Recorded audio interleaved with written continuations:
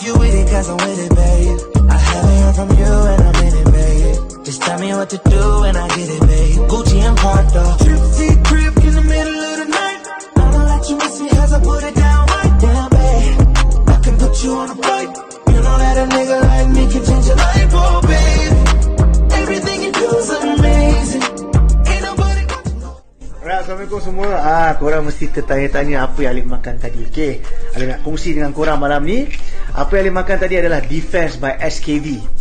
Defense ni adalah mixed blackcurrant with tiger milk mushroom and vitamin C chewable tablet. Okay, Alif includekan Defense ni dalam Alif punya suplemen harian. Alright, ada banyak khasiat dalam Defense. Di antaranya kita boleh kuatkan immune system kita. Jadi macam kalau kita kena sakit-sakit tu, tak adalah badan kita ni lemah sangat ataupun sakit untuk lama sangat. Kita boleh atasi masalah radang paru-paru ataupun kalau kita ada eczema, insya-Allah dengan mengamalkan Defense ini secara istiqamah tiap-tiap hari, kita dapat mengatasi macam-macam masalah. Ialah dengan dalam keadaan sekarang ni kita dalam keadaan mencabar di mana kita harus menjaga kesihatan kita. Kalau korang nak tahu, Defense by SKV ni diformulasikan oleh Dr. Syed Ayub, seorang pakar dalam bidang kesihatan. So Alif syorkan kepada semua untuk include Defense by SKV ni dalam diet korang dan korang dapat rasakan perbezaannya, insya-Allah.